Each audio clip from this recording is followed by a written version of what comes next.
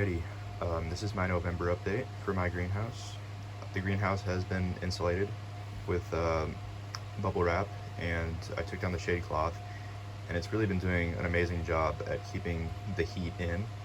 The humidity has been optimal with all the rain we've had, and the temperatures have been in the 70s every day with a good nighttime temperature drop. I'd say for growing Highland Nepenthes, this has probably been the most ideal time of the entire year. So without further ado, we'll start taking you through. Oh, and by the way, this is not my typical arrangement of my plants. This is just temporary. Some of them are being hung in weird places right now. I'm going to install the lights probably within the next couple weeks. So we're just putting them in temporary places right now. But so here's Spathulata, Aristoculates cross lowii. Starting to put on a little size, increase the diameter. The pitchers are getting a little bigger, so we'll see what this one achieves over the next year. Hopefully a flower and maybe a basil. Bellii cross McFarlanei. New picture here, kind of squished. But this picture I really liked that it put out about a month or two ago. I might have included that in the last update, but I chopped the basil on this plant and I'm rooting it, so I might have that for sale in the next few months. Here's Rob Cantley. It's got a new picture coming probably within the next month or two. Doing pretty well. It's losing this picture though. There's Alyssa Petrana right here. The thing just has been really reluctant to picture this year. It's putting out some nice growth, but it just doesn't want to put out traps. It's kind of stressed for some reason. Here's Flora heterodoxa cross Inaceae. Should be putting out a new picture within a few weeks. This one's a very exciting specimen because the traps get huge. Here's Hamada cross Rob Cantley, one of my favorites, the award winner at the Bay Cap show. New picture here, definitely my favorite picture it's put out so far. It's just so toothy and hamate, which is where Hamada gets its name from, meaning hooked. It really has strong hooked teeth. It's just got pictures all around, so this is a beautiful specimen. I really like it. Nepenthes lowii hasn't done a whole lot, but that picture is inflated a bit. Should probably be at the size of the last one right here. This is lowii, choose Maddie. Yeah, it's pretty slow, especially during the winter, but you know, it's still growing, and should have another picture on it within a couple months. Here's a new acquisition. This is Nepenthes truncata Highland reddish leaves from Carnivoro, and I've been wanting one of these for a long time. It's my favorite form of truncata. It's almost like better than truncata, to be honest. Like it's almost like a different species. I think it's the colors, the size, the shape, just that is absolutely mind-blowing on this form of truncata.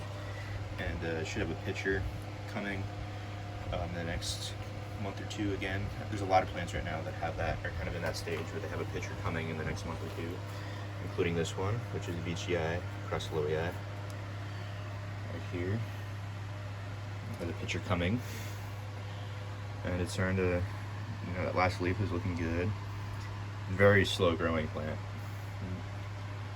It's probably going to put out one leaf the entire winter, so I've kind of accepted that. I'm not in a hurry for it to grow, but this is supposed to get pretty big, and it's got some exudate on the lid. And here's the Nepenthes naga. Very slow growing plant as well, but it definitely grows. Be a while before it has another picture.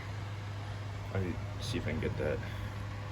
They get this nice dark plum color. It's not black like the naga cross bongso. It's definitely pure naga, but it's starting to get the little appendage thing on the front of the lid, which is pretty cool. Put that back carefully. And this is Italiensis Veitchii cross Boschiana. This is like an understated beauty. It's not going to jump out at you, but it provides some nice greenhouse ambience. Just a nice little dark plant. It has really nice kind of a dark hue to the leaves. That red midrib on the mint green leaves is really cool. And then the pictures have a nice mix of all the parents involved. The darkness from Boschiana, the shade from Talangensis, the broad peristome from Veitchii, and Talangensis too, but it's a nice mix. And this should really hit its stride in the next upcoming year. It's dropping a couple pictures, but it's got some bigger ones I think coming.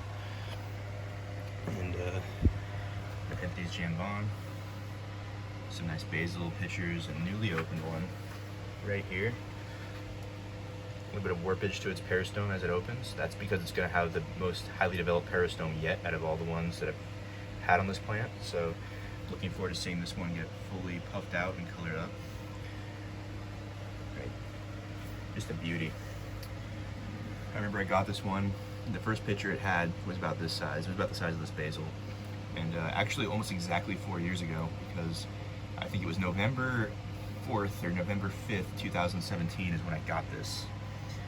And it's just really never done poorly. It's got a little stressed out the first year I had it, but for the most part, it's done extremely well.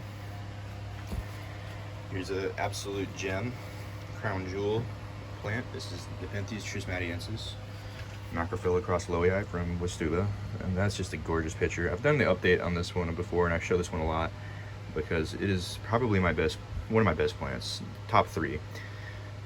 Nice, good sized leaf. And that next picture is going to be a good size, and it's going to be nicely developed. You can just tell by the bud, the way it's shaped. It's going to be very well developed. Very excited for this one in the upcoming year. Here's my rooted cutting of Nepenthes inermis. It should have an upper picture on it when it produces its next one. Right now I'm just kind of waiting for this thing to fully root and hit a stride. Just Nepenthes palawanensis here. You know, out of all this one is pretty reluctant to picture, but out of all my plants that are reluctant to picture, this one's alright because the foliage is beautiful and the pictures are not, they're a little plain. They're just kind of red and they're not that big yet. But I would like to see some pictures on it soon. This is the Borneo Exotics, I think 3.6 something, I don't remember, 3.651 or something. But yeah, this tendril never really inflated. It does this a lot. It just puts out tendrils and doesn't inflate the traps. Not really sure why, but oh well. It'll come around. Here's Nepenthes Veitchii, Borneo Exotics, 3734. These start off super colorful and then kind of fade after a few weeks. Lose their luminosity a little bit. That's alright. Looking forward to this next trap. It's so hairy. It's like an animal. Like literally. It's crazy how hairy these traps are when they're developing. Speaking of Veitchii, here's my other Veitchii. This is the Carnivaro hybrid of Big Mama cross Pink Candy Cane. I mean, it's pure Veitchii, but it's a hybrid between those two forms. It's got a new trap opening. Just at the cool temperatures, are really making this color up well. That pink body color. That peristome is going to be really good when it's fully colored. Those red stripes are going to come in strong, and it's going to have a golden peristome. So this last picture really held its color well, and it's starting to fade a little bit, but nice leaf jump. This one should start coming along pretty soon. Here's Westuba's Propagation Veitchii mollis. Yeah, this is the nicest picture it has on it right now, and I don't really feel like moving it around too much, but it has very strong mollis traits. It's very dark. So here's Nepenthes platykyla. It's pretty slow, but and it's not, you know, everyone knows that platykyla is not the most interesting plant at a small size, but you know, as it gets bigger, it should be a nice little addition. I like having the species in the greenhouse. Here is Nepenthes glandulifera crassifippiata. I've shown this one plenty of times. This one's from Exotica plants that I got in the red leaf exotics import last fall, 2020. And that picture is to die for. And it had some nice exudate in the lid. I actually took some of it off and ate some of it and see if it was sweet. But it's a very luminous plant right here. I've shown this one recently, so I won't spend too much time on it. Here's Rob Campiae, Aristocutis caspitabilis. What a massive new picture. I can believe this is also one I showed recently, so I won't cover it too much, but really coming along and becoming a monster. Vigii, Morning Exotics one from a few years ago. I got this, I think, in 2017 as well. Putting out a big fat picture recently. Hopefully that next tendril right here inflates. Splendianas, I never talk about these ones in the back. I got these when I was a little kid. I think I was 7, or maybe 10 years old when I first got these. Nepenthes Splendiana. Kind of a mess of the plants. They're nice, but it would take too long to reach back there and show all the nice pictures. Bikini Reducta, some pups. Fairly recent acquisition here. This is Bilbergia Darth Vader, another bromeliad. I love how dark it gets and the spots. It looks like looking into this night sky.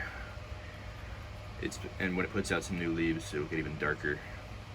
Should get pretty black, honestly. So here's Nepenthes Truncata Titanic Tyrant, and what happened with this was the mites or some sort of pest destroyed the growth point last year, and this plant didn't do much for a little while, but now it's basiling like crazy, putting out huge basal leaves, or huge leaves from the basal shoots, and then it's also got a node where the growth point used to be, so this is coming back really strong, and I probably will chop it. Might sell one of the basals, but we'll see. It's gonna be a long time before it's for sale. Nepenthes peltata right there. Borneo Exotics. I've never had success with this species. It's always been a pain. Not really sure why, but there's just some species that are harder to grow than others. Nepenthes Ramispina. Just really nice black pictures. That picture's kind of gotten eaten away. This one's starting to die. But let's see. This is a good one. I don't know, some little pest damage to this one, but it's starting to vine. And there are some good pictures back here. Let me see. Right there. That's a good one. I'm very pleased with this. Here's Nepenthes Aristolochiotes cross ventricosa, and it has like 4 flowering points on it right now. Just crazy how far this has come. This was also a November 2017 acquisition. Here's a cool little one I just got recently. This is Nepenthes species Papua New Guinea, and I usually don't start tiny plants out in the greenhouse, but since this is an ultra Highlander, I feel like it would really likes the conditions right now. It's going to be super consistent with the temperature and humidity in this greenhouse through the winter, so I figured it'd be better to start it here than even my indoor setup. The light intensity is not going to hurt it. It's a lot lower than it was like in the summer, so I think it'll have more success here in the greenhouse. Exclusive in-house hybrid from Red Leaf. This is Vici abrubigea cross Lowii Vici abrubigea. Really starting to take off after not really doing much for about 6 months, trying to adapt to my greenhouse. But should be a beautiful hybrid. And that's pure Aristolochiotes right there. Not much to really look at with it since it has no pictures right now, but it's starting to grow and come along and settle in. And here's one of the most underrated hybrids of all time.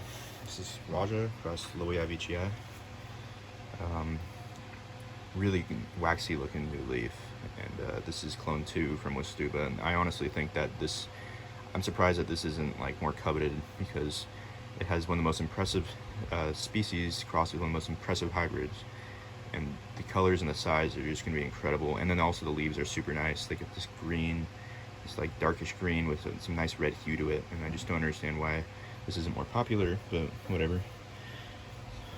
Vici Lowii Spectabilis, Borneo Exotics. This was about the same price as a garden center Ventrata. And this is just knockout plant. Especially that new picture, that color, peristome. It's a very artsy plant. It kind of looks like especially the peristome, looks like a painting or something. Nepenthes densiflora from Kamiri location. I just wish this was a little bigger, but beautiful little picture on it. It has a lot of potential. Neurigalia passiflora, Bellii Aristolochiotes behind that, Earthstar bromeliad, and then Myrmicodia tuberosa. Doing pretty well still. Just being very careful not to get codex rot with this one, especially as it's humid. Jacquelinie, never done amazing for me, but it's always done okay. It's always done about this, a few pictures here and there, kind of an ugly leaves, but whatever. But Specialata Jacqueliniae. This one does a lot better than pure Jacqueliniae. Big fan. Very interesting and unique hybrid. A bunch of ants crawling around eating the nectar from the peristome. Here's Monolena species Ecuador. Not enough light to get it to do its cool little trick, but doing very well. It's really erupted and come to life this fall. Very humid. Here is my orchid. I don't even know what this is. You can just read the tag on that, but since it's been more humid, it's starting to put out a lot more new growth, and there's some activated some nodes and basils, and the growth point's starting to really pick up. Almost done. Here's a Nepenthes singulana, a few basil shoots, vining, flowering specimen of Nepenthes singulana, a 2017 acquisition. Here's a Specialata crust diabolica. Latest picture on this is right here. That's my coffee in the background. It has a basil coming right there. So pretty excited about that. Here's this orchid, not in flower right now, obviously, but if you were interested in seeing what it is. My dormant Sarracenia flava. Some fly traps, butterwort, everything's kind of going dormant there, but here's my Myrmicodia, platytyria, fruiting. I was trying to get a feel of how often this guy likes to be watered, and ever since I watered it, or started getting on a better watering schedule with this one, it started fruiting, which is pretty cool, because then I'll definitely propagate it and sell these for sure. Just apparently it's very easy to propagate. You just pick the berries, wipe off the slime from the seeds, and sow them, and then within a few days they germinate, and then within a few months you have a plant that's a big enough size to sell. So hopefully that works out. I'll let you guys know about that. Here's a Elaphoglossum decoratum, just a fern. Pretty cool and rare plant. Alligator fern here, and been trotted there. And yeah, it's pretty much everything I really want to show today. Nice November update.